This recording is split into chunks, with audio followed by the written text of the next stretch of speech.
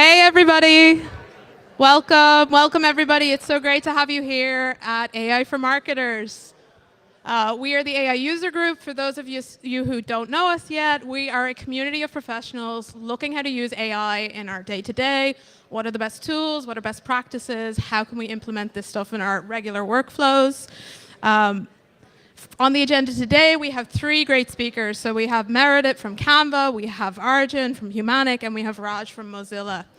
As requested by our community, we have a nice little open mic segment. So right at the end, after our three speakers, you will have a chance to come up here. Maybe you're working on a project you'd like to announce, you're looking for co-founders, you're working on consulting, and you'll be free to do that. We'll then jump into some pizza and networking, and hopefully you'll meet some lovely people. Just as a reminder, doors close at about 10 to 9. I'll come around and remind everybody as you're connecting. And just so you know, I am always on the lookout for speakers. So if you would like to speak up here, you've got a product you're working on, or maybe you're testing out some AI tools, please get in touch with me at sinead@aiusergroup.com. So to kick it off, I'm going to pass it over to Meredith. Woo! Come on, guys. Welcome, Meredith.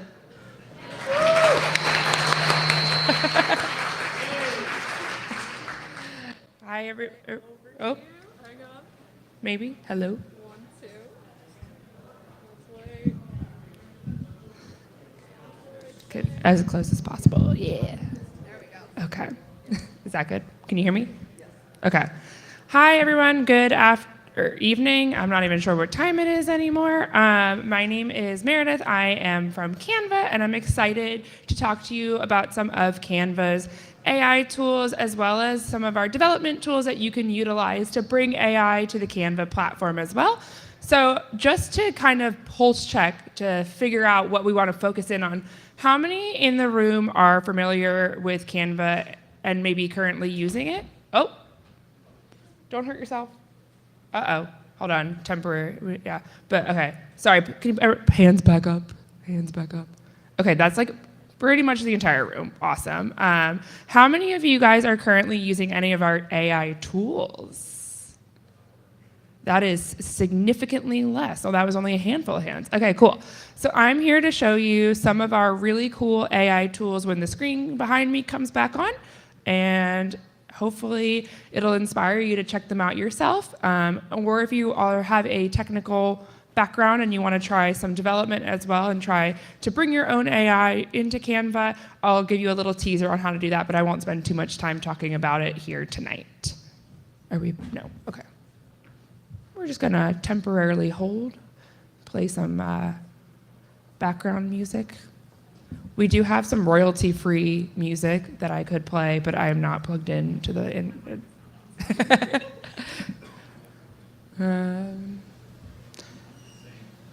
I don't have a singing voice. I wish I was like a stand-up comedic and I could practice some jokes on you guys, but I don't have that. I really have no skills other than presenting technical topics. I don't know. Whoop, that screen went off now too. But does anyone want to, I don't know, does anyone have a joke? Does anyone have a question before we even get started? What is your favorite pizza topping? Pepperoni? Okay, question of poll of the night while they're doing this. Should you go to jail if you enjoy pineapple on pizza?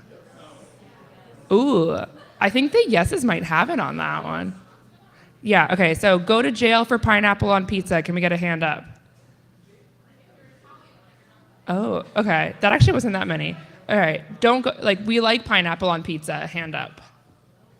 Oh, okay, the like pineapple on pizza has it, okay. And we're back. Thank you for taking part in the poll of the evening. All right, so I'll just quickly go through what I want to show you guys here tonight. I want to take you through Canva's Magic Studio features and some of the really cool things that you guys, as most of you in the room are currently Canva users, can also start working with today. We also have a marketplace on Canva that maybe you're not aware of, and there's tons of AI tools there, or you can bring your own. Some other really cool AI integrations we have are with ChatGPT and Slack. So if you're not familiar with those tools, I'll give you a brief demo of those as well. And then I want to take you through a little workflow automation demo that I put together and introduce our Connect API. So again, if you are of a more technical mindset and interested in trying some things out, we do have a set of REST APIs, which I'll tell you about a little bit here at the end. As I mentioned, my name is Meredith Hassett. I'm a senior developer advocate at Canva, focusing on our Canva developers platform, but that has also expanded to focusing a lot on what we do in the AI space as well. So Canva's Magic Studio, if you have watched any of the Canva Create, #thatwrap, if anyone saw it, we have a bunch of AI tools that are available on the platform. We launched our first set about 1.5 years ago, and we've continued to expand the offering to add even more Magic capabilities. So Magic is our word for our AI tool set. We have AI to help in every sense of the word on the platform, from every different content type and design type, from writing support with our Magic Write that helps you write your content. I use this sometimes when I have a blog post idea, but I don't want to spend all that time going from that idea to long form content just to get me started. It'll spit out some content, and then it's like, okay, that's not quite right, but I'm able to actually not start from a blank starting point, which is really great. And then I can manipulate it to add my own tone of voice to it. We also have AI tools to help with design creation. So again, if you're starting from that blank page syndrome, you've got a campaign coming up and you don't know how to create assets for it, or you're just not quite sure, you can use our design creation tool, our Magic design tool, to create presentations and videos as well. And then we also have tons of Magic tools in the photo editing space that allow you to manipulate images instead of having to go out and try to find that new stock imagery. You can make really quick edits to existing imagery and utilize it as you need in your resources. And so I'm going to jump over and take you through a bunch of these tools. So let me go ahead and make this nice and big. So if you are new to Canva, we have our Magic Studio over here. And this will take you through a bunch of the features that we have, such as Magic Design, Magic Write, Magic Size and Reswitch, Animate, Morph, and more. So I like starting with Magic Design. I think it's really cool how useful it actually is. So if we go ahead and try Magic Design,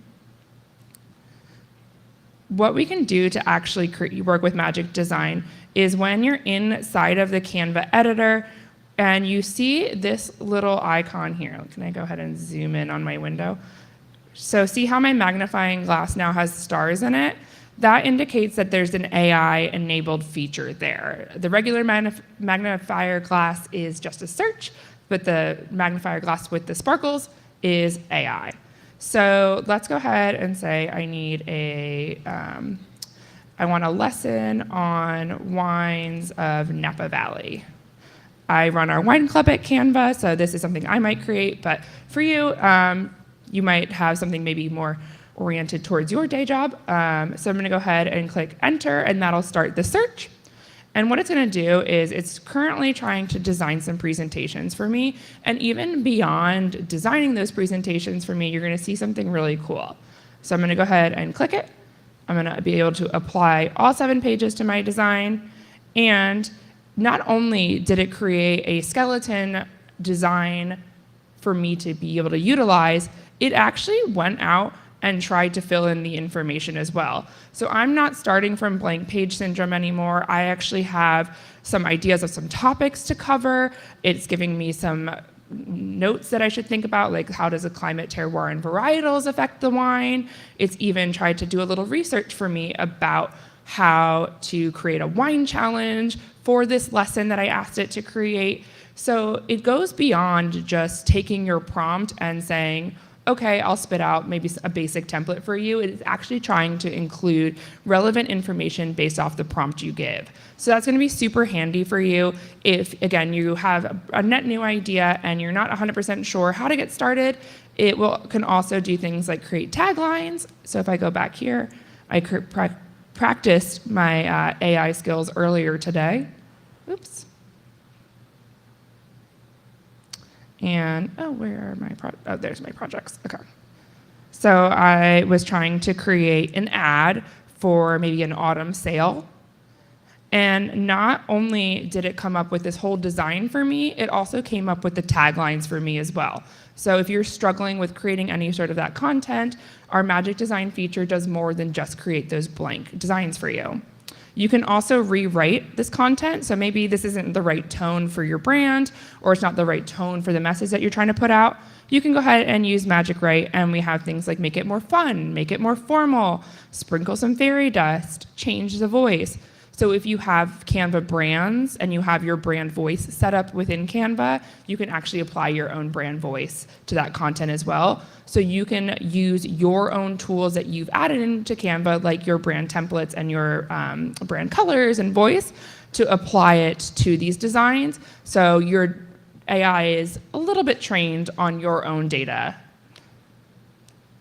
And then again, I like to use this Magic Write a lot for writing blog posts. I find it really handy to get over that blank page syndrome.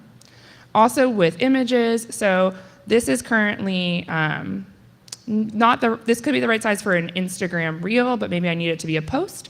So if I go ahead and go to Magic Design and Magic Switch, I'm actually able to transform this into a new presentation type really easily, or turn it into a document as well. This one actually doesn't make sense for this one, but if I go back over here. So let's say I need to take my lesson and transform it into a doc. I can actually go ahead and transform it into a summary doc. And it'll take all of the content from my presentation and transform it into a nice, concise document that I could then share out. It's going to take a second. You can also use this to resize designs. So maybe in this, there we go. So now we have a nice, concise document with a lot of that information from that presentation, as well as some of the imagery in that presentation. Is that? Yeah. And for example, in this space, this image isn't taking up the whole page, and maybe I wanted to take up the whole page. We're able to use Magic Expand to be able to go ahead and make that a little bit larger, and it's going to automatically create a longer image for us. So we're able to also change the shape of the content that we have in case it doesn't match the space that it's in. If we need to make it smaller, do we need to make it a square because it's an Instagram post versus a reel? Is it for YouTube or is it for Facebook? You're able to easily change the content to make sure it fits a little bit better for whatever display type you're using it in. And there are tons of other Magic features as well. So, oops, go ahead and click done.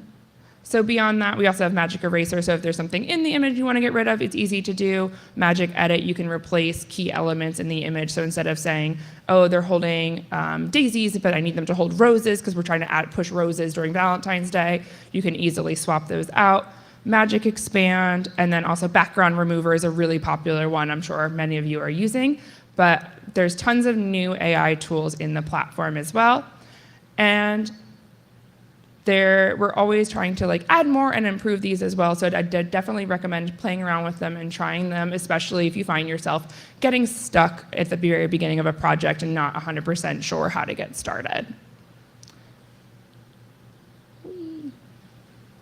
Beyond a lot of the AI tools that we've built natively, we also have a growing apps marketplace. So our apps marketplace currently has approximately 100 AI-powered apps that were all created by a very large developer community. We currently have about 3,000 developers in our community. We also have an innovation fund. So if you are a startup with an AI component to it, we do have an innovation fund to help you get onto the platform, as well as it is completely free as a developer to get started. And it has tons of really cool tools, everything from royalty-free music generation to artistic QR creation and so much more. If you want to get started, it's super easy. You can just run this in your command line. Oh, maybe we'll do that later. And I won't spend too much time on that. But if you want to check out all of those apps, I'm going to switch back. They're not currently available in Docs just yet, but they are available in all other presentation types. So you can just go to this Apps tab in your side panel, and there's going to be tons of AI-powered apps here. You can add virtual presenters. So I do this if I have to present something at a time zone that's not friendly for me. I upload my headshot, and then I type in a script, and it will automatically generate a talking video of my headshot that I can add to a presentation. Little creepy, but kind of cool too. And it makes it feel like I'm there. Royalty-free music, pattern generators, colorization, so if you need to change an image from black and white and add colors back into it, image upscaling, so if you have a really low-res video or image, you can upscale it to make sure the quality's better, and tons more, and we're constantly adding new apps to that space as well. So if you haven't checked out that Apps tab, I would highly recommend it, because if you can't find it as a Canva native feature, chances are one of our developers probably built it, and if you still can't find it, also let us know, and we can tell our developers what you guys want to see there too.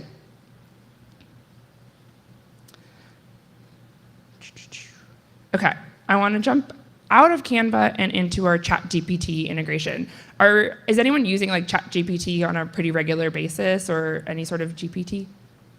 Okay, a decent number of you, maybe about 50% of the room.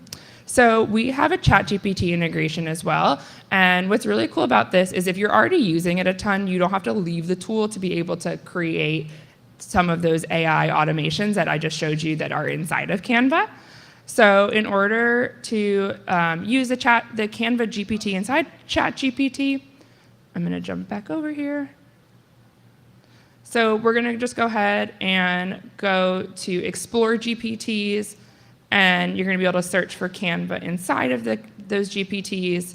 I already have it installed, but you can easily add the Canva GPT to your ChatGPT experience, and then you're able to chat with our Canva bot. And in here, you're able to access all of that magic design functionality, even outside of Canva. So now let's say I need an Instagram post, if I can spell Instagram post, for an upcoming launch of purple handbags. So it's going to help me try to bring my vision to life. Sometimes it needs a little bit more messaging. So what kind of messages do we want our design to convey? It's exciting and funky. Let's see if it can work with that. We're going to have to allow Canva to be able to communicate with ChatGPT, and it's going to talk to our plugin. And it then went ahead and tried to create 2 designs for us with taglines included. And so we can do a nice, really basic, let's get ready, or something with an unleash your inner fashionista with a stylish purple handbag. So that way you can get some ideas here, even in ChatGPT, without ever leaving it for some potential design ideas. If you like these and want to go ahead and use them, you can actually click them and it'll take you to Canva, and they're totally editable. But even if you just need some inspiration, because I use ChatGPT for a lot of inspiration for things like coming up with taglines. I'm not 100% sure what to do, or like, how can I visually represent that?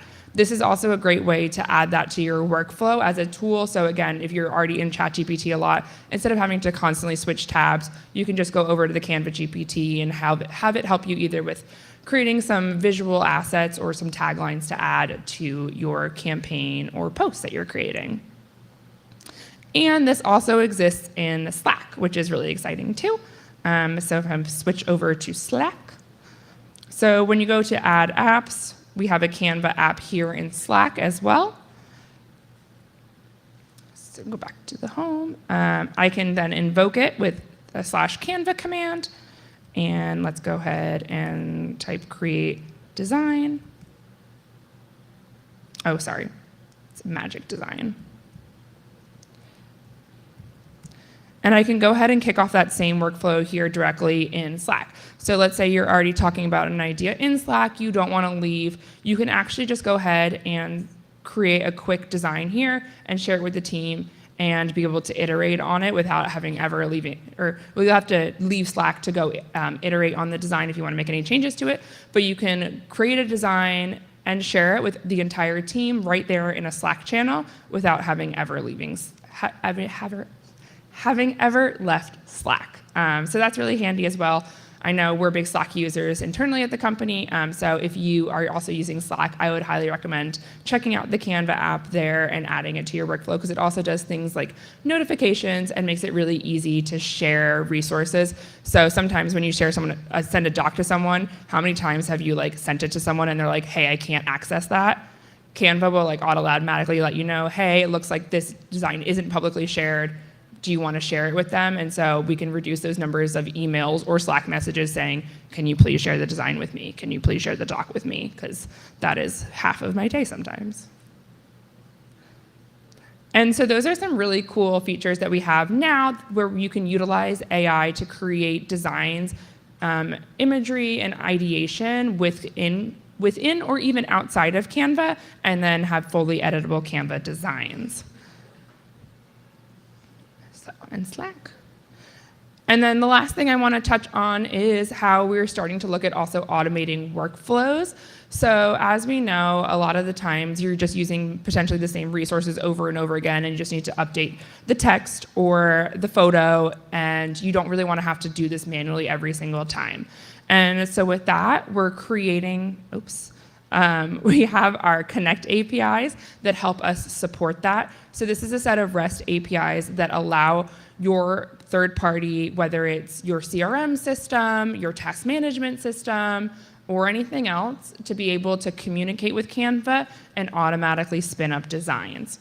So if I go ahead and jump back over here, when I go to Canva and I go to my brand, any brand templates you have, you can tag data inside of those brand templates.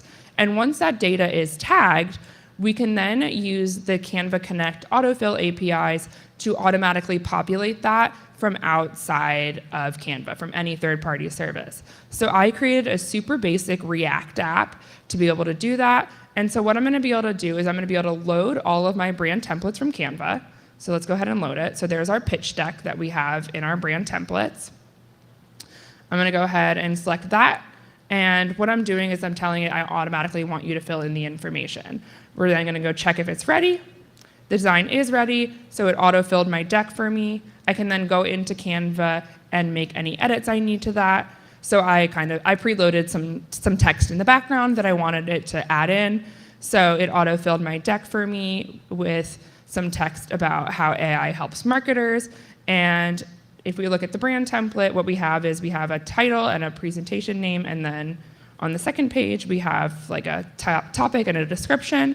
And so it was automatically to take my data and push it over to Canva into a design. And now I'm able to make any final tweaks I need instead of having to go manually copy paste that over or manually retyping everything as well. This is going to simplify workflows and make them so much faster when you're able to tag that data and auto-populate it. Because also, maybe you're sending emails or assets out where you need to send it to 100 people and you want it to be customized with their name and their title or something.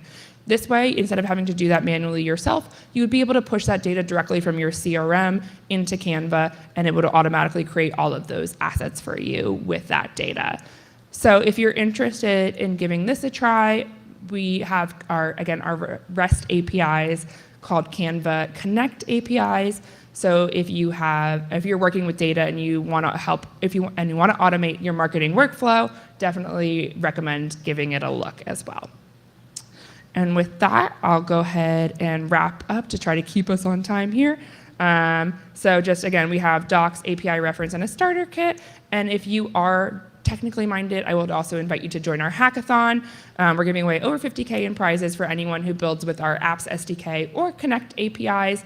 So even if it's not you have a developer on your team that you're like, hey, actually this might make sense for us, definitely give it a try. You have until August 12th to submit, and that QR code was generated with one of our AI QR apps. So that's fun, the fun little plug there. And yeah, thank you guys so much for listening. Hopefully you learned something about what you can do with Canva, and I will take a few questions. I don't want to get us too much off track here. Yeah. No, we have time for questions. Hands up, anybody? I'll pass you this mic. If you could stand up for me, please. Yeah. So if we have an app that could use your design generating capabilities and we API into you, how is that priced? It's currently not. It's currently free. However, public integrations will continue to be free to create. If you want to create a private custom integration that's just for you and your organization, you will need to be a Canva enterprise user. So if we want to create, for example, profiles for our users individually as part of our app, and we want to use you to create the profile, is that part of the enterprise, or how does that work?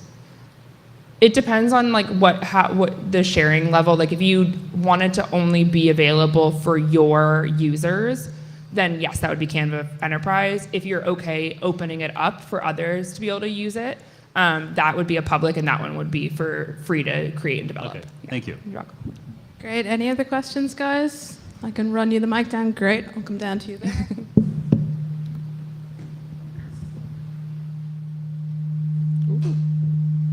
that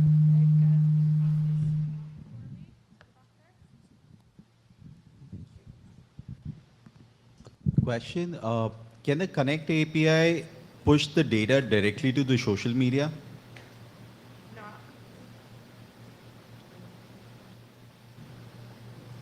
not currently, no. But it can send you an export back from Canva where you get the file as like a JPEG, PNG, or video, and then you could then use the social media's third-party APIs or a disbursement tool to do that. But we can't currently push directly to social medias on your behalf. So there are quite a few tools which actually allows you to do it. So is there any connection with the Connect API with those tools which pushes the data? Like they schedule the assets and everything? I can't comment on that just yet. Okay. All right. Thank you. Thank you. Anybody else? Anybody else questions? Have the mic. Can pass it to you. No, well, thank you so much to Meredith. Really appreciate it. Such a Thank great you all. session.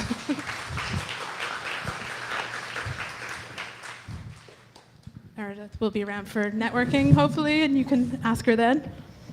Great. So next up, we will have Arjun from Humanic, and he will be talking to us about how to build your own agentic marketing automation platform. We'll just take a couple of seconds to get set up. Great.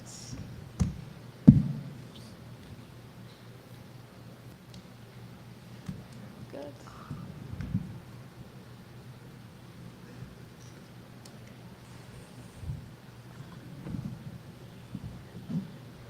All good?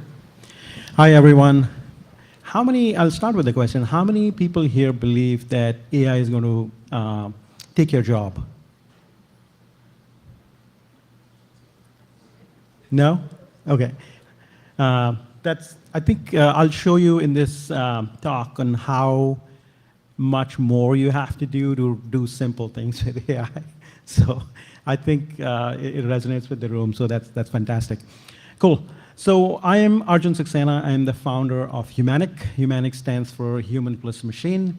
And today I'm going to talk about a little bit about what we are building, but it's more about how you can apply agents or this agentic stuff that we talk about in many different areas. And I'll give you an example of what we've built and what we found as an opportunity that's existed for like 25 years, ever since marketing automation has existed. So again, another question, how many of you here know about Marketo or have heard of Marketo? MailChimp, Eloqua, ActiveCampaign, the list goes on. So there's about a dozen marketing automation tools that are used that are pretty big. All of them are fairly big. Several of them are public companies. And this is used to educate and nurture people. So let's say you have whenever you sign up for any app, you get a series of emails. You almost expect that. And those series of emails are sent by a marketing automation tool. It understands who you are and starts sending you these emails at a certain cadence. So at Humanic, we are building agentic Marketo or agentic MailChimp. So we're using AI agents to build a marketing automation platform that has existed for 20 some years. And I'll talk about why it's called the missing marketing activation platform. So real quick, I'll just full screen this. Whenever you want to send an email, you have to make 3 simple decisions: who to send, what to send, when to send. And marketing teams have to do this continuously and at scale. They have to take a lot of data that exists on the users and figure out these 3 questions: who to send, what to send, when to send. So in the Humanic platform, these are agents. So there is a who to send, which is your segmentation agent, which sits on top of your data warehouse or your product analytics tool, like a segment, amplitude, mixed panel, whatever there is, and it automatically creates cohorts for you. So this is the segmentation part, which is the first step, is who am I going to send, whatever communication I want to send. The next thing is what to send. So this is where, what Meredith was talking about, the Connect APIs is awesome because ChatGPT allows you, or any LLM allows you to create content when you give it context. So the more context you give it, the better content you can generate. So because we know who we are sending to, we also know what we want these people to do. We can provide the context to create the entire sequence of emails for you. So that's the what to send. And then, what follows closely is when to send. So the big difference between existing marketing automation tools and what we're building here at Humanic is the fact that in every existing marketing automation tool, you have 2 things that you have. One is a workflow builder. You have to go into MailChimp or Marketo and say, if this happens, then do this. If somebody visits the pricing page 2 times, then send them this email. So 2 things have to be done ahead of time, which is create the workflow and also create the content of every email that is going out. In this new world, those things don't apply. We are creating emails in real time based on the data, just like Meredith showed. You have data in your data warehouse, we know that, and the email gets constructed in real time. So, as we all know, we live in an agentic economy, and this is what you can do in many, many areas of existing software today. What I just showed you is what we are focused on marketing automation, but agents allow you to do many of these things that are so far been not addressable because of the effort it takes, because of the inability for humans to think beyond a certain amount of complexity. So when I say agentic, is it loading? Yeah. So let me dig into agentic a little bit for some of you who may be not that plugged in. I'm sure several people are. So the way that we think of the agentic economy is that there are the foundation models. There is OpenAI, Anthropic, Mistral, Llama. There are like a dozen foundation models. And the big difference between the big difference that's happened since 2022 is that for the last 10 years, from 2012 to 2022, it was the age of ML. And the promise of ML was that you could do all of these things that we are doing today, but you needed a lot of data. You needed to create models, and you needed to feed in a lot of data. Like if we wanted to, in a classical world, create an email with machine learning, we would need 1 million samples to be able to predict that email for a particular customer.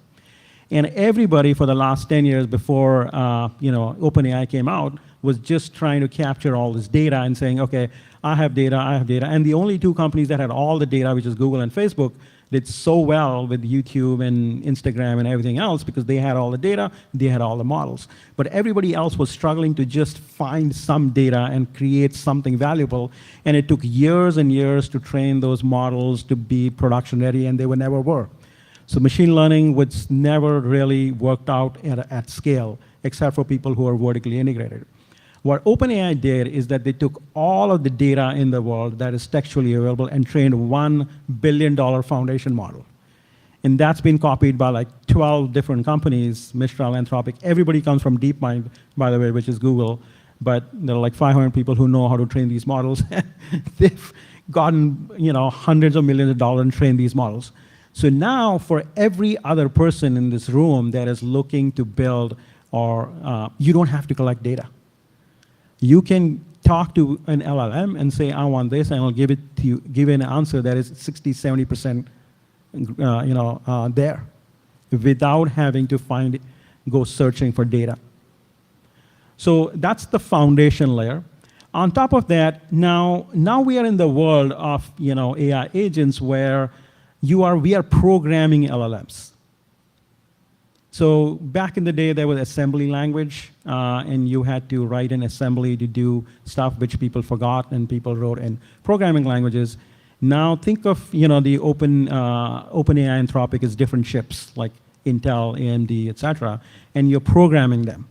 And there are 3 layers of programming depending on how you are as how close you are as a developer. If you're a developer or you want to learn, there are things like LangChain and DSPy that are very popular. Most of these come from Stanford or Berkeley, and you can really build very flexible things. That's the full code layer that allows you to program large language models that are available, for anyone to use. Next, there are low-code models or constructs like Crew AI and AutoGen AI from Microsoft, and these are the most popular ones. There are like many others that are happening. So if you're a marketer or a growth person, you can go to a low-code situation, or you can do full code. And then there are tools that are no-code tools. So Clay is one that is extremely popular, that is specifically for AI and demand gen. So if you want to run SDR, BDR sequences, Clay is fantastic. It's still a bunch of learning. It's a new skill set you need to learn to run Clay, but it's there. Similarly, there are examples like Tome for AI content, which is what I'm using today for this presentation.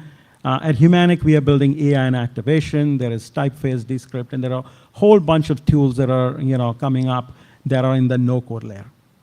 So this is sort of a framework that I'm sharing, which allows you to make sense of how these things are constructed and where, depending on your technical skill set, can you start. So obviously, you can start with no code, but if you get more technical, you can get into low code and then full code. And one of the things that I suggest to many people who approach me is that if you're not very comfortable with coding, hire a developer in a low-cost geo, and as a technical assistant to unblock you from figuring out how to install LangChain or how to do certain things. So you can have your personal, the concept, marketing, growth, you want to implement it, but it's not great to waste a lot of time learning Python or something else. So unblock yourself by invest in yourself directly, and that's probably better than going to a university and taking like a 2-year degree in machine learning or something like that, because you've actually built something that is useful. So that's sort of the framework, and we are applying this framework for the marketing automation space. Okay, and so now when you think of agents, like this is a visual thing, like this is not code level. You can think of any problem in this new way of thinking by leveraging what LLMs do best. So in our situation, we have a brand expert, which is similar to what Meredith was showing at Canva. We have a segmentation expert, which is the who to send strategy, what to send, content, again, a little bit of when to send. So these interact with each other. These mimic a marketing team or a growth team without ego and without any hidden agendas to figure out what is the optimal thing that I can send and who can I send it to create more meaningful to really reach a goal. Like it's all tethered to a particular goal that you define for an agent. I'll show you exactly what an agent is. So far, so good? So the holy grail of marketing has this concept of segment of one. Like, how can I personalize? And with these agents, you can personalize because you have had all this data for all this time. It's just not been actionable. So that's what we're building. And we are solving 4 specific use cases. One is activation, which is free to paid, adoption, which is paid engagement, dormant, which is no activity for 30 days, and lapse, which is no activity in 90 days. Providing a little bit more color on marketing automation and PLG. Most people may have heard of PLG, or product-led growth, which is like free trial or freemium. Anytime you have any of these things, you're a PLG company, which is like pervasive. Today, there is no company that does not have a free trial. Very few companies only do sales-led, only do sales by demo. There is at least 20-30% of the product or something that they're selling on free trials. So if you think of this, there is acquisition, there is activation, and then there is monetization. Acquisition is everything that you do with paid and organic. Think of money you spend with Google, Facebook, LinkedIn, ads to acquire customers to your website or your app. And you put in $1,000, $10,000, and Google does its thing, and people start showing up on your website. And that's sort of a solved problem. It's got its ways and means, but technically it's a huge, everybody starts at acquisition. The activation, like if you get 100 people sign up, 95 to 98%, 98 of those people will not convert. It's an exponential decay. And it's been like this for 20, 25 years, ever since apps have existed.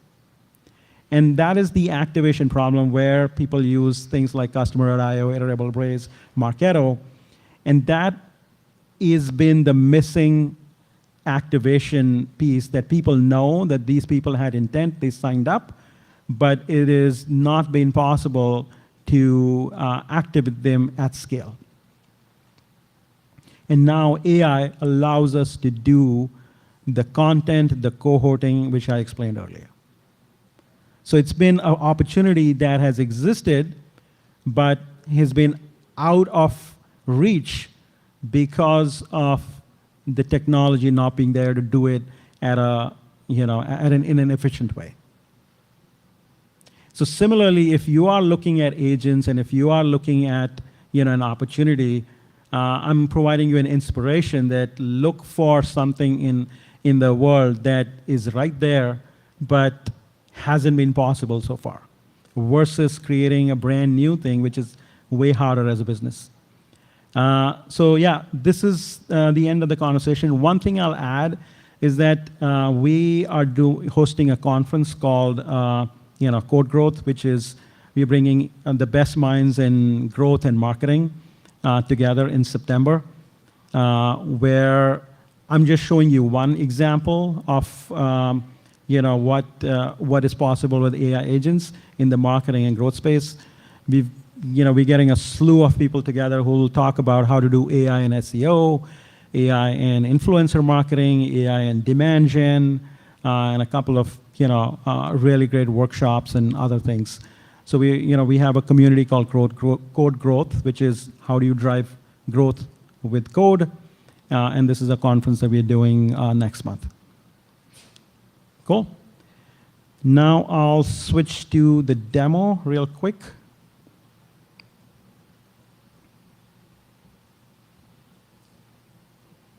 Can you see my, yeah.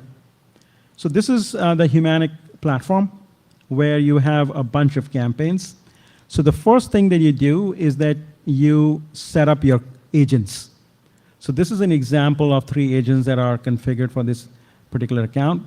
And an agent has 3 things, or actually 4 things. The model it's using, its role, the goal, the backstory, and the tasks. So this is a content expert. Sorry, I said 3, then 4, but I think it's 5. So you can select a particular LLM, and then you can define what this particular agent is supposed to do, what the backstory is, and what you want this agent to output.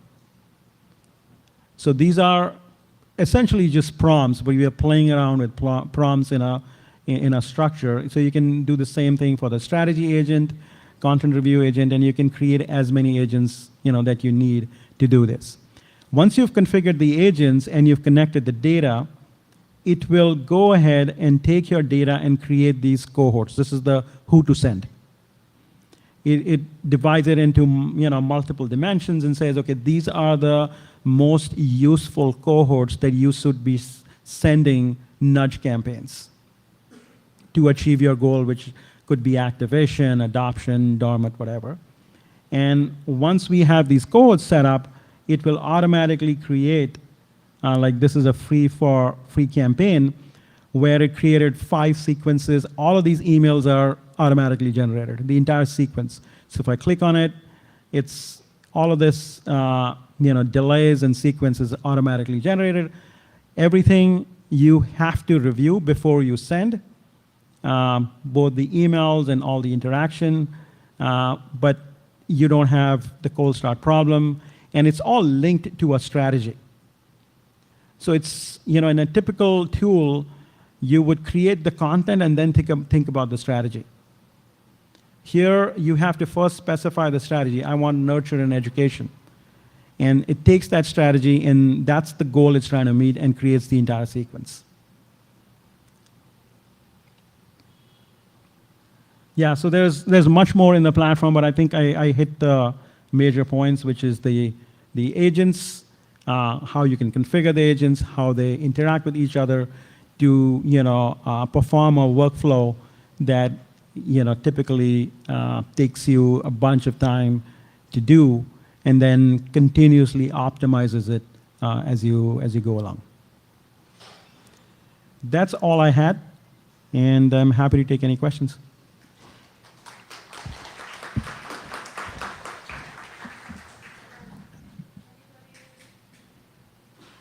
Anybody got any immediate questions? Great. Would you guys mind passing this along down the back for me?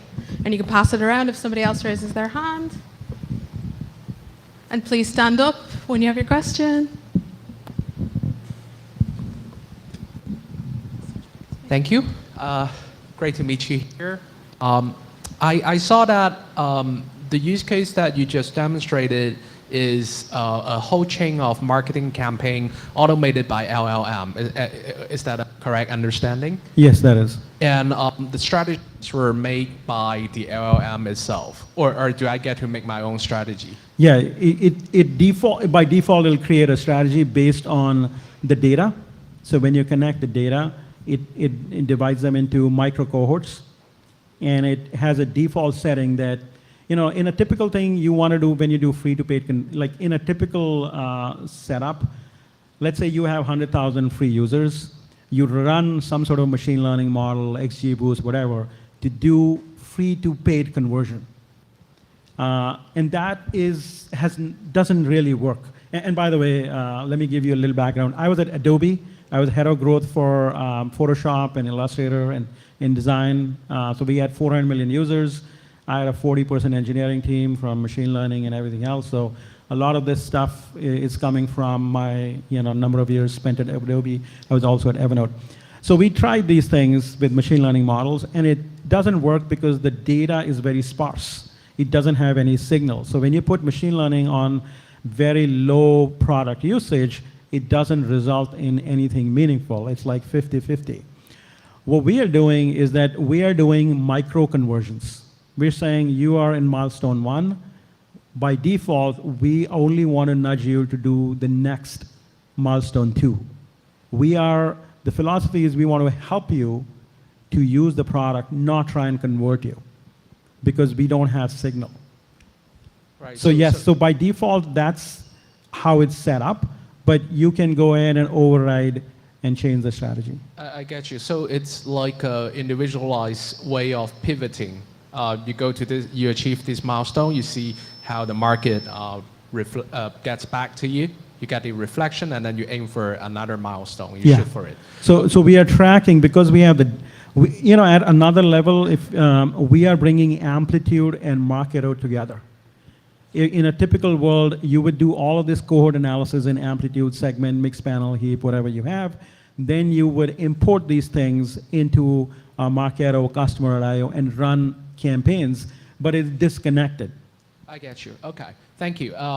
Last question, and then I'll give it to that gentleman there. So as we understand, LLM has a lot of uncertainty or unpredictability in its response. There is element of chaos and uncertain there. How do you guarantee that the milestone that it's shooting for and the contents that it generates fits the purpose? Yeah, that is what I said. That's the opportunity for everyone in this room, because it's a long way from going to what it produces by default, and it to take it to production. That is the opportunity, for all jobs in marketing growth. But to answer your question, the way that you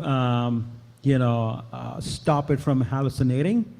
So that's where the complex programming LLMs comes in. So what we are doing is that once it generates these things, we have evaluations that are set up at every step with certain thresholds. So if it doesn't pass a threshold of toxicity or general neutral or whatever else, it'll stop that and retry it. So that becomes like proper programming operating systems like flow, where it produces something, you check for it, you give it a score. If it's below a score, you go back. And this process continues because there is the cohort, the campaign, the sequence, the email, the content, and then the regeneration. So now you can imagine that the number of parameters that are available, you can do evaluations on one LLM, you can have another LLM as the judge. This thing is like, an unbounded situation where finally everything has to be reviewed. So with agentic stuff, nobody, I think, is taking away anybody's job. The job is getting redefined to interacting with these agents. Because to your point, it's generative. It's not predictive. Like Google search is prescriptive. It tells you exactly the answer. Like if you go in Wikipedia, you will get exactly, because humans have written it. By definition, generative means it is probabilistic, which means that humans need to interact with it to make it production grade. So my name. Sorry, I explained more than I should have. My name's Andrew, and I really enjoyed your presentation, but my question was actually about the review stage. So you were mentioning, working with an audience size of millions and millions of people, and also having it create an email that has to be reviewed. I don't see how those two work in parallel. How could you possibly review an individual workflow X 40 million? And I guess what scale is this designed for, and what would it take to not require the review? So I think, great question. And like for anything else, we have to chunk it up. We have to take steps. So depending on the data you have, if you had the vision is that if we have all the data in the world and we had high fidelity, the system can do it. Like it can take the data, like computers can do it. It can take in data and create personalized.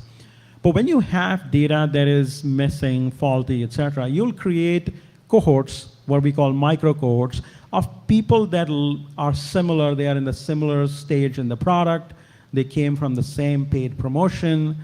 So you can create what we call micro cohorts. So they could be depending on the size of your audience. Like we have a customer that has 500,000 users, but literally, if you look at if somebody hasn't responded for 90 days, they're probably not going to respond.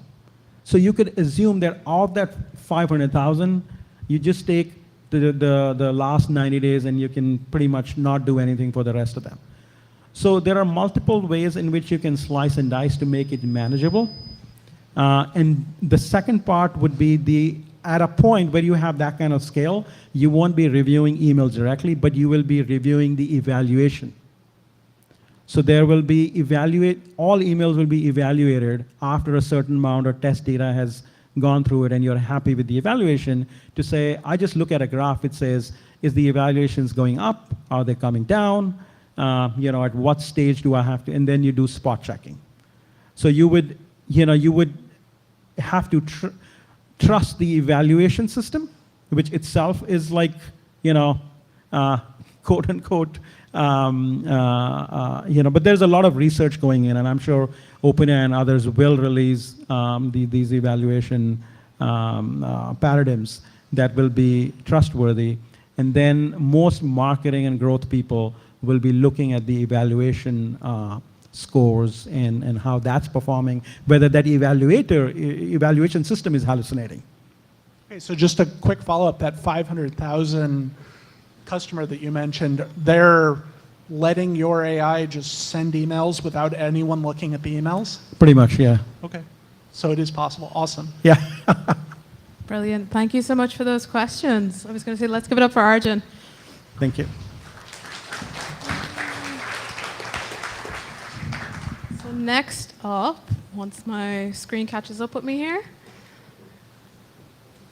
we will have Raj, and he will be talking to us about how to create a website using AI. We'll just take a couple of moments as usual to get set up. Plug in right here.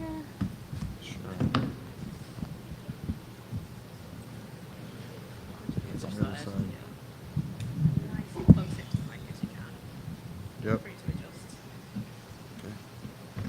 Oh wow. Oh, this is like enclosed. Okay, yeah, there's very little leg space.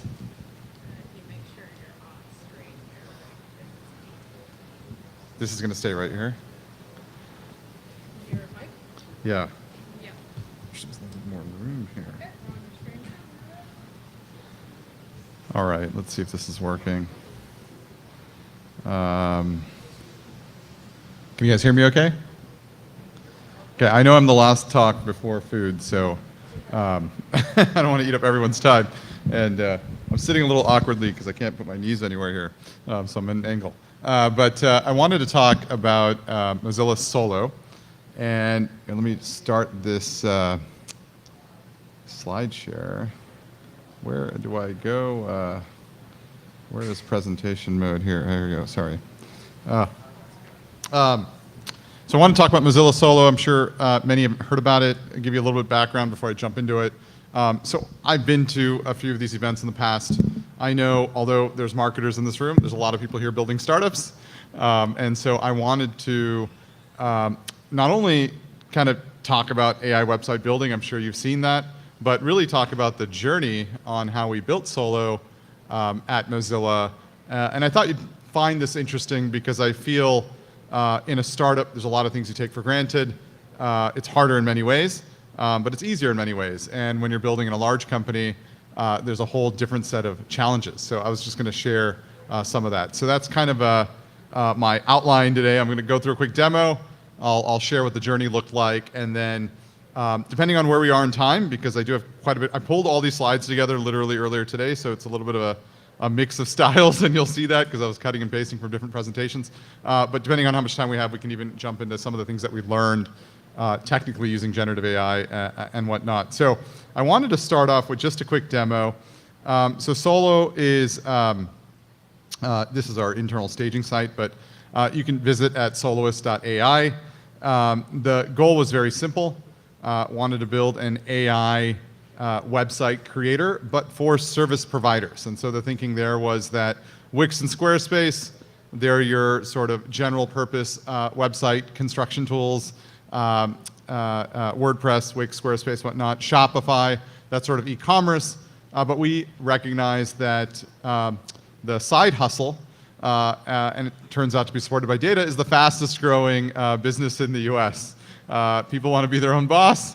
Everybody's got something that they're really passionate about that they want to build with. So very simply, and I'm sure you've seen experiences like this, about 50% of our users actually start with an existing web presence. So we did discover that the time at which somebody decides to build a website is often when they're ready to grow their business. So they're usually starting with either Thumbtack or Yelp or whatnot, but basically you just type what your business is about, and I'm just using an example I use often, and we're in whatever, we can just say SF. And we choose some font styles, you can adjust it, you can choose some color palettes, whatever sections, and then it generates your site. And so what's happening here behind the scenes is it's actually running a series of prompts. We use OpenAI to generate the content for each of those different sections.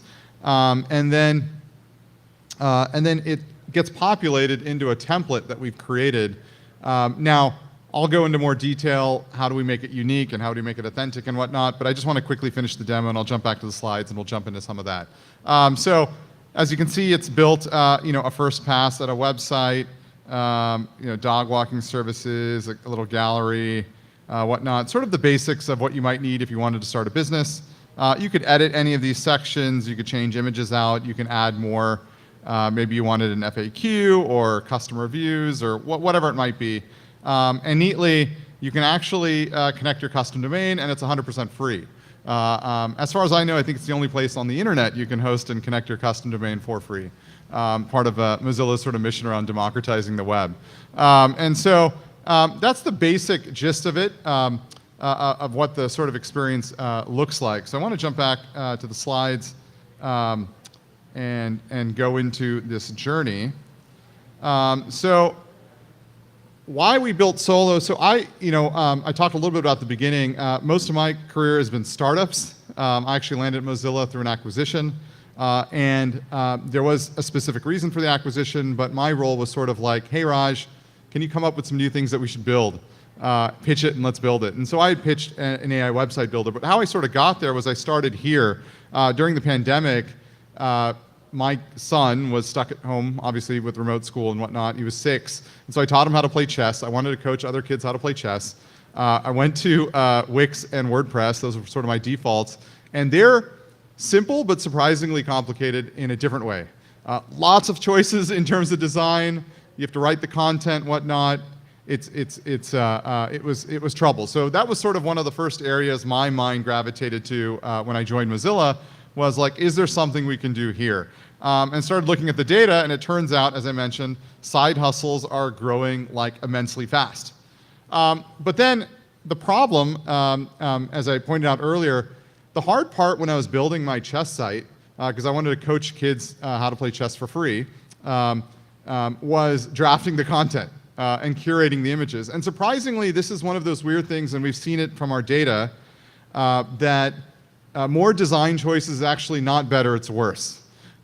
In some ways, you want to make decisions for you. Don't give me too many choices. I'm not that sophisticated, or not as sophisticated as I might think I am. And you help me sort of make those decisions, because most users just sort of churn at this point. And if you go and talk to WordPress or Wix, you'll see massive sort of churn rate in site construction. And so that was a sort of aha looking at the data. But the other thing is, and when we started this project, generative AI was this new thing. Now, I was fortunate, given that my previous lives have mostly been in the AI space, and so I always had this 95% rule, which was we should expect that the results are going to be like 95% good, but like the 5% for mission critical stuff, probably not going to work. Will we get there? Maybe, but we haven't done it yet. And so the question I always ask myself is a 95% result good enough for that particular use case? So the example I often give, my previous life, I had a calendar company. Calendly is the winner there when you had all these other tools that were trying to automate your event scheduling. But the problem is they were wrong 1-2% of the time, so you stopped using them. And you went back to manual scheduling. And so that's the whole sort of nature of AI. And so this problem, because it's really about drafting content, 95% is totally sufficient, and it's still saving you a ton of time. This was like one of the early tables quadrants I had made internally. They're like, hey, Raj, website building, seriously? That's a super crowded space. Is this something you want to build? And I sort of drew this out. And what I was trying to show is a good insertion point, and I think about this a lot when I do startups, is trying to find something an incumbent's doing and then taking one piece of it and doing it like massively better. And so in this case, it was, at the time, Wix, GoDaddy, they had some workflows that were oriented around e-commerce construction, but they didn't really have anything for service providers, people who charge by the hour, whether you're a therapist, whether you're a coach, whether you're a tutor or whatnot. And then you had Shopify that really demonstrated that, hey, if we just focus on e-commerce, we could also be a multi-billion-dollar company. And so felt there was an opportunity here, and so this is what sort of helped drive some of the buy-in internally at Mozilla. And then, of course, I always start with what's the vision or what's the big thing I want to accomplish here, and then you just narrow, right? And I think some people call that product editing. I know that's kind of a common term within sort of product management. So I drew this out, and this is what are all the different pain points we could help solopreneurs with? And it was this massive list of things. And of course, as I'm looking at this, I'm like, this is way too much. How do we choose? Where do we start? So the process that I went through was, what do I think is a good entry point from which you can then branch into other things? And I wrong or right choice or whatnot, I concluded the website would have been a good entry point. So my next step was, let's go run a survey and see what are all the types of things people want on their website. And this is only showing the first 10 of about 40 or 50 sort of results. There's a lot of things people want on their website. So then the next step was, I went through all of these sort of different things, and I started intersecting what are the most common things, but what also would be the least amount of work to sort of get to market. Because your whole game here is, you're within a larger company. It's not a startup. And so there is this thing I call a conviction window. And what I mean by that is, you have a sponsor or somebody who's supporting what you're working on, but there's a period they're excited, but then the next shiny object comes along 3 months later, and they want to work on the next thing. And so you have a very small time frame for which you got to move something forward. And at this point, the team is basically myself. I'm just sort of alone. So we sort of intersected that. Drew my first sketches.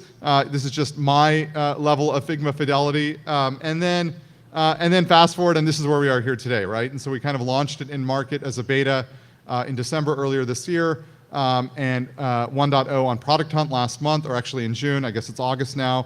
And it's growing quickly, and it's become actually a case study sort of within Mozilla in terms of how to build a new product.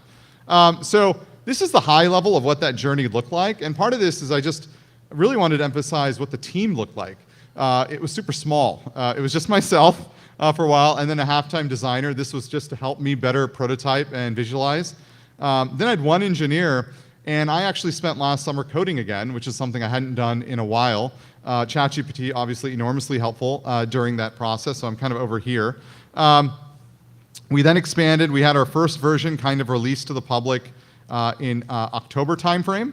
And then we had a little bit of an announcement in mid-December, which was a beta. And then our Product Hunt announcement, which just happened here in June. So that was kind of the journey on what that looks like. We still haven't done the official sort of Mozilla new product announcement. That will happen soon, hopefully. But I just kind of wanted to show what this looked like. One of the things that's been interesting working on Solo and just sort of website construction authoring in general is, what's an active user? So I've built a number of products through my career, and usually you look at retention, do people come back? But the reality is, most people build their sites and they never look at it again. They kind of publish it, they link it off their social media. The most traffic, one of the things I've learned here, the most traffic to a website is the website author himself. Just like the most traffic to your LinkedIn page is probably yourself. And so, a LinkedIn profile, that is. And so we had to come up with some new definitions. So we use the term draft websites. These are people who created websites but didn't publish them, people who published websites. But then we had to define what is an active website. And so we created a whole set of criteria there that you can see on the right. And then you can sort of see the sort of growth. So this is kind of till just early sort of July. This is when we made our Product Hunt announcement, which I think has helped with top the funnel and some domain authority, so getting a little bit more organic. But this is obviously something we're tracking. Now, what I map all of this to is just what is our funnel and what is our North Star metric. So ultimately, my goal is to drive more active websites. And so we have these percentages. I don't have baselines yet. This is all work in progress. We're only 4.5 people right now, so I'm doing a lot of this myself. ChatGPT has been amazing for BigQuery construction, where previously I would probably have to use a data scientist to help me with those sort of things. But this is, I just wanted to give people a perspective. These were things that we were thinking about from the onset. So what I learned building a new product, Mozilla, and I'm just going to check my time. Okay. One of the things that was challenging is there is shiny object syndrome, and I think this is very common in larger companies. When you're in a startup, you maybe raise a seed round or whatnot. Now you've got 18, 24 months, you're on a treadmill. You don't really have the choice to go and just say, I'm going to hop over to another idea entirely. But in a large company, it's really easy to do that.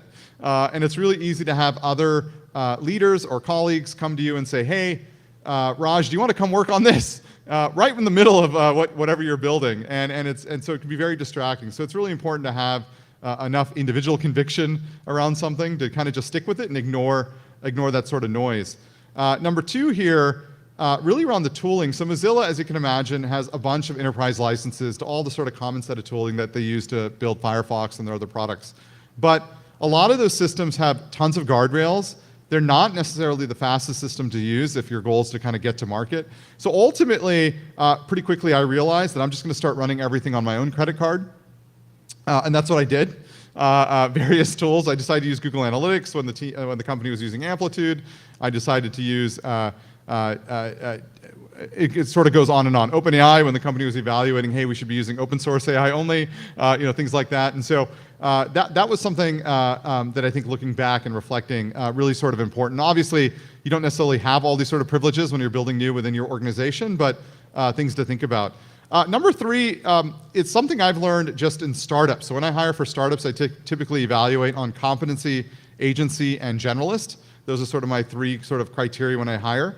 And hiring generalists in a large company is non-trivial because usually you have lots and lots of specialists. We have an SEO specialist. We have a lifecycle marketer specialist who focuses on like email drip campaigns. We have paid acquisition specialist who focuses on paid. We have, you name it. Whereas in a startup, you're kind of doing all of those roles, and you have a generalist that can sort of figure that out. So this was really important when I was thinking about how to pull my team together.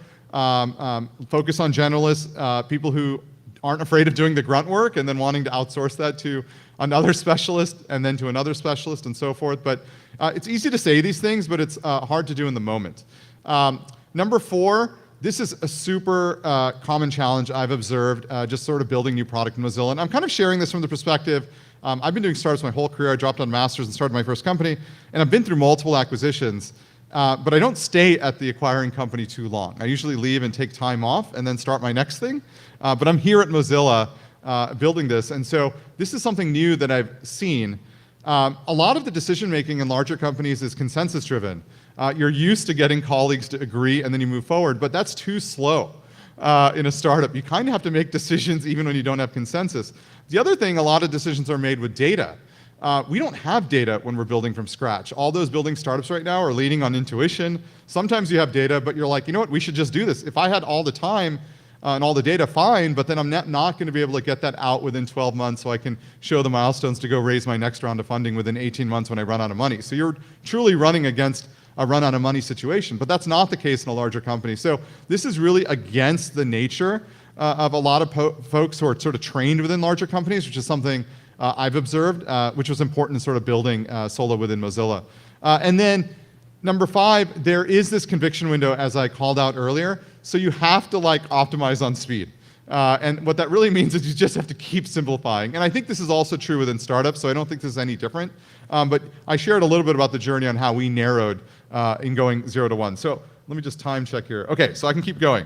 I hope this is interesting, because I know I'm not just talking about how to use website building for AI marketing, which I think is obvious.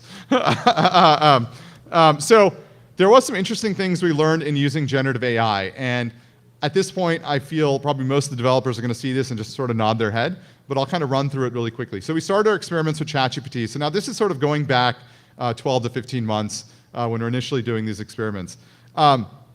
We actually started with one massive prompt. So the way the website is sort of constructed, if I kind of go back, each of these sections is actually different text generation. So they're actually different prompts. So we actually started with one prompt to kind of generate the text for every section. And the images here are all sourced from Unsplash, which has a whole bunch of Creative Commonsly publicly available images that we could use.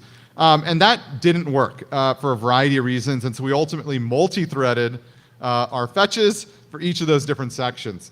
I think today it might be better, but there were some challenges at the time, but we have not yet tried. The goal here was to make sure we could get some consistent text that was sort of creative, authentic to what you were trying to build. One of the challenges here was it felt feeling too redundant. So how do we make it sort of feel authentic? What is the right amount of variability? We just chose a random temperature of 0.7. Don't know if it's right or wrong. We haven't played with it. I actually played with a bunch of tools at the time that would actually cluster the responses. So you could look at them in a graph, and you can see different clusters, and so you could do comparisons, and they'd run similarity, and then you could try to figure out like, okay, how good is this response, or is that another response? But in very sort of startup mindset, that's research, and we don't have time for that. We got to go forward. And so kind of tabled all of that work, and I hope the Mozilla Foundation is doing actual work around that, and they're going to come back and inform us, and sort of Mozilla AI and the other groups within Mozilla. But we didn't have time to sort of further that exploration. We did learn some interesting things. At the end of the day, it's generating the text, but it's not generating your style. Curating colors from ChatGPT is really an average of the internet. So we ultimately created the color palettes ourselves, and we had to pick them based on light mode and dark mode. There's a lot of permutations you have to deal with there. We ultimately curated the fonts ourselves. We thought the whole world shouldn't look like sans serif and shouldn't look like the same sort of 5 fonts that ChatGPT would regularly recommend.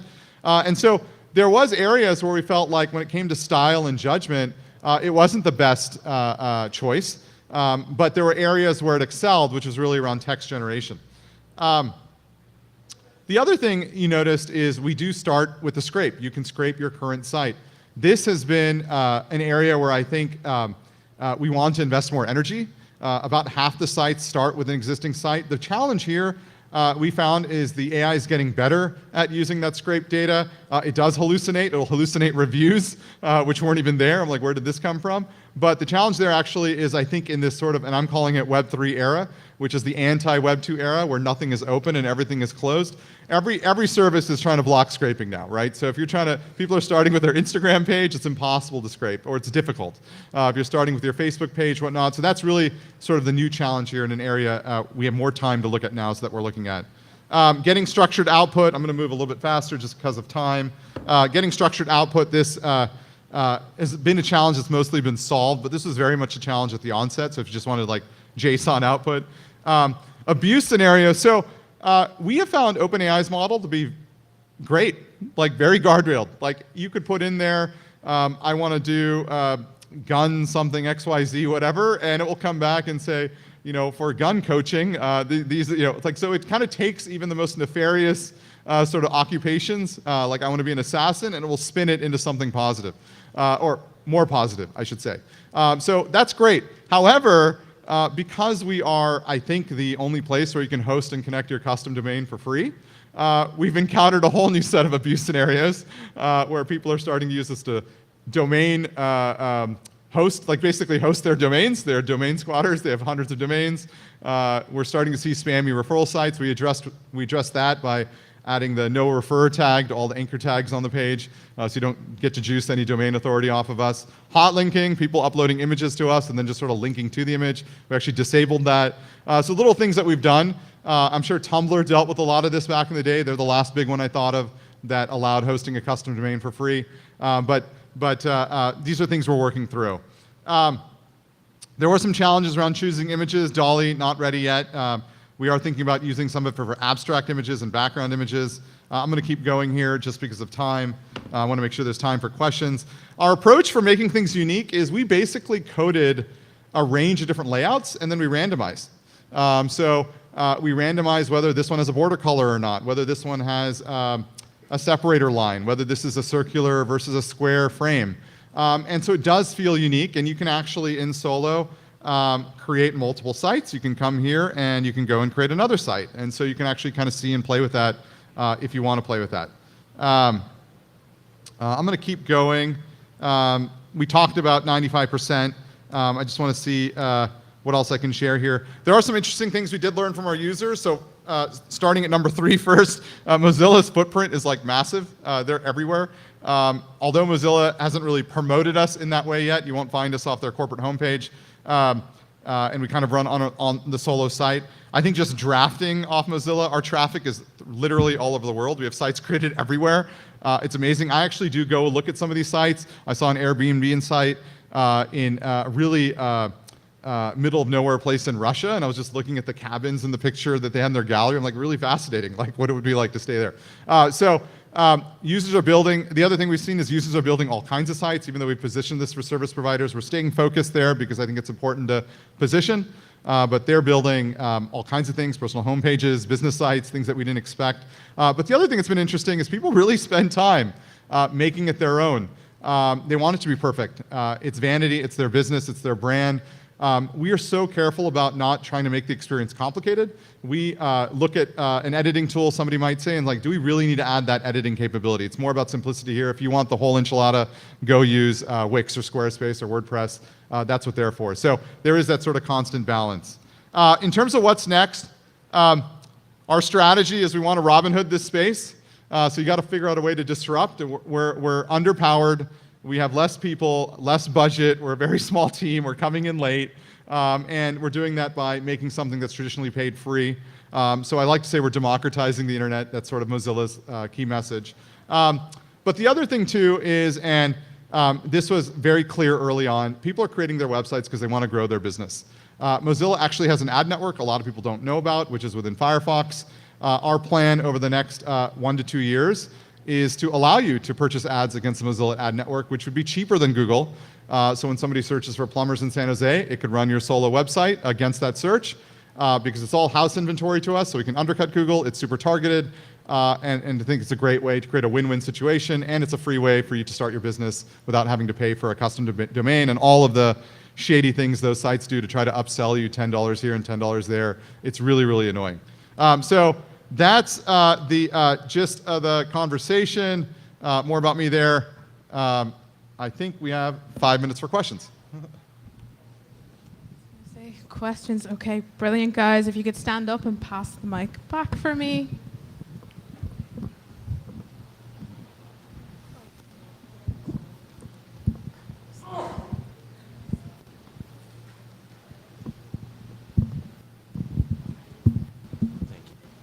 Hi. So my question is, when can I start using custom colors on Solo? Yeah, because I'm not gonna lie, the default color palettes kind of suck.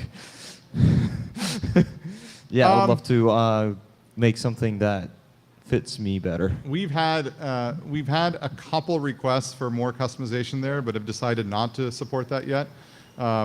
You can change individual colors within the different sections from the palette, but mostly because we think the majority of users, we're targeting the 95%, and we think the majority of users actually don't have a good design aesthetic, and we have determined that the process of choosing colors is actually a high point of churn in website construction because you're never satisfied with your color choices.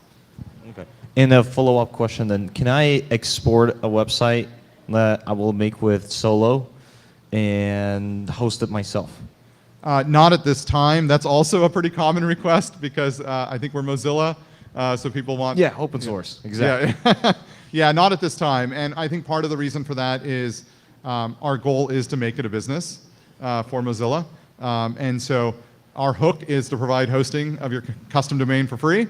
And then, and the irony here, just to be clear, just an interesting insight here, in many ways we're going after the high margin business of Wix and Squarespace. So if you look at their customer base, they've got a ton of customers that get 10 visits a month. Most restaurant and service provider businesses don't get that much traffic, but they're paying $10 to $50 to $100 a month because of all of these shady upsells. And that's their high margin customers. They don't make as much money on the high bandwidth customers. We actually ran the ops internally, like the OpEx. We can host 50 to 100,000 websites for less than $100 a month to us because that's how cheap bandwidth has become. And the other trend is SSL certificates are free today. So these models are based on like legacy business models of like 20 years ago, and that's why I really feel it's an opportunity to Robin Hood the space. Fair enough, thanks. Great, and Mike just behind you there. And if you could please stand up for your question. Sure. What about contact forms or little chat windows or plugins that can be rendered so that you can collect information and subsequently send emails? Yeah, so we have a contact form that's built in. We have thought about allowing you to export, if you wanted like a CSV export of everybody who's contacted your business. You can customize this a little bit. We've explored integrating a chat widget sort of functionality through custom code. We haven't done that yet. There hasn't been enough requests for it, and I'm really, I'm constantly like, Is this adding complexity? How many people actually are going to use this? Naturally, there is a line, right? There's a line at which you want a lot of control and customization of your website. In that case, you should go to Wix and Squarespace, right? But the vast majority of people doing freelance side hustle, they need something really, really simple. And so that is something we've been balancing. Sure, but when someone fills out the contact us, you do want to get some semblance of a notification or you want to know so you that get an someone- email, right? You get an email today. So you get an email? Yeah, right. Yeah, so you basically, I just opened up the contact us section for this website that I had created about dog walking. And so you can just set the email address, and then when anyone submits, so I'll go ahead and just to show you for kicks. So I'm just going to publish this site. There you go, right? So I've just published this website. So now a customer visits your website, they can type in their email and whatever, and then when they hit contact, you'll receive an email. Okay, and so if I have a domain on Cloudflare or GoDaddy and I just set up a CNAME and point it to this? You can do it that way. It's better to do it this way, actually run through this Connect domain flow we have. Okay. And then this is actually something I'm really proud of. We actually partnered with the company. I'm just gonna, just whatever, it doesn't matter actually. I'm just gonna type in a domain. What you can do is you can actually log in through this, and it will do all the DNS configuration for you. Cool. So it's like one click. One last thing, analytics. How do I see how much traffic I'm Yeah, getting? so you can configure your Google Analytics here. So you just click configure here. There's a help article we have on how to set it up in GA, and then you just give us the GA ID, and then you have analytics on your page. Super, thanks. Excellent. I think we have time for one more question, if you want to stand up. Yeah. So I believe that there are two types of builders. So first one is the one that's like always trying to build something that's like new, crazy, big. And there's the other one that always tries to like ride the wave a little bit and then try to find something that's like special about it that only them can figure out and really push for it, right? But earlier you mentioned how like you do realize that the market is like super packed, like there's like so many other enterprises like working on like building websites and stuff. I guess my question is, maybe I'm way too young for this because I feel like new grads are usually trying to build like new stuff, like new industries.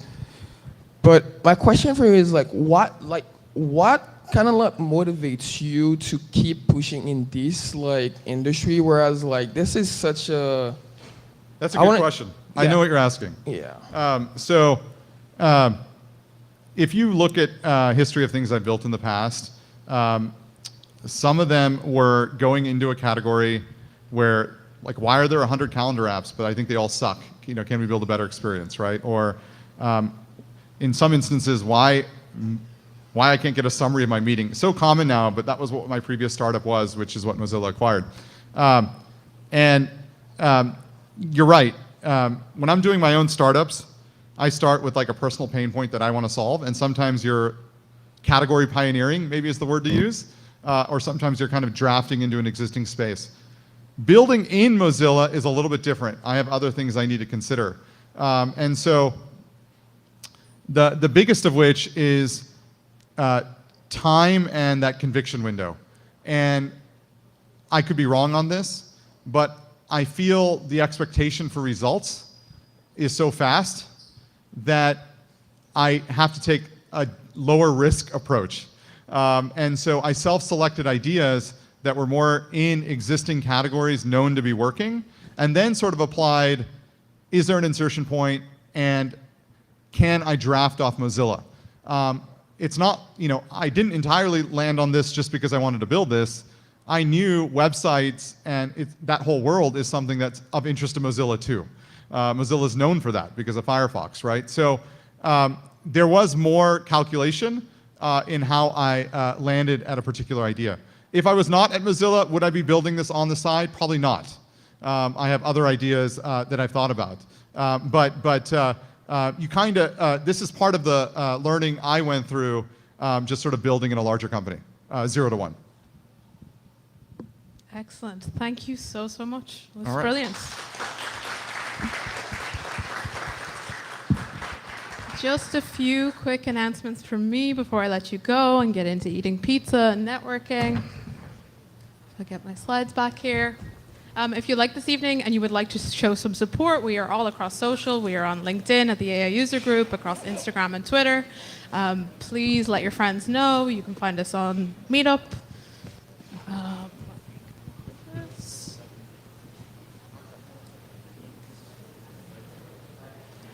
Please come back.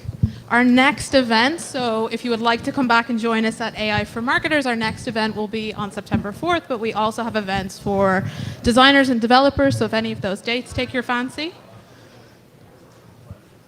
And before we go, if anybody would like to make an announcement, please come up here, form a little line, and I will give you the mic. Yeah, of course, please. Hi, everyone. This was amazing, by the way. Thank you. My name is Jennifer, and I'm a lead senior designer, brand designer, art director. I have worked in the B2B enterprise startup sectors. I've worked for CA Technologies, Wiley, Ring Central, and recently Delphix, and I have just found myself unemployed, and I'm seeking new opportunities. If anybody needs somebody with my experience, please come out and talk to me. I'd be really interested in talking to you. Thank you. Thank you so much. That's perfect. Another one here. By all means. Hello, everyone. My name is Wendy from VABA Venture Capital, VABA. I work in investor relations, and we manage a fund of $50 million. And we're actively seeking to find promising companies, especially in the seed and pre-series stage. We organize every 2 months Pitch Perfect events, and our next event gonna be on October 17. So if you guys want to pitch or actively raise funds, come to talk to me. Thank you. Thank you so much. Please. Hi, everyone. My name is Jean Laguerre. I'm a new grad. Just graduated this summer from Stanford, and I'm currently working on a new idea that I would love to discuss with someone that's interested in this area. And it's pretty much about so for short, it's an Airbnb for subscriptions. It's pretty much like realizing that a lot of people have a bunch of assets sitting there, and sometimes they can capitalize on them. If you can come up with a better or a pretty profitable asset that you can capitalize on, it's always a good idea to make it a business. So we chose subscriptions. Maybe we can switch to something else the next month, but I would love to sit down with someone if they're interested. Brilliant, thank you. Is there anybody else? Any final ones? I was gonna say, I'll do my own one. We are hosting an automation conference on October 4th in the Fort Mason Center. And we're focusing on marketers, sales folks, and people in customer support. So there'll be lots of learning, lots of different workshop sessions. We'll be having main stage talks, some different panels, and some really good deals on early bird tickets there. We'd love to see you there. Yeah, please. Yeah, of course. Hello, my name is Joel Brockman, and I'm the COO of KB Creative Studios. And we're looking for partners who can help us develop a Canva, plugin for the logic based around our presentation services with our expert, Catherine Burgos. So any developers are going to do plugins that can create custom presentations with custom logic, then we would love to speak with you. Thank you. Great, thank you so much. I was going to say, if there's no further announcements, thank you so much for attending. If you've had a thought about speaking and you'd like to reach out to me, my email is there. Go enjoy some pizza. Thanks.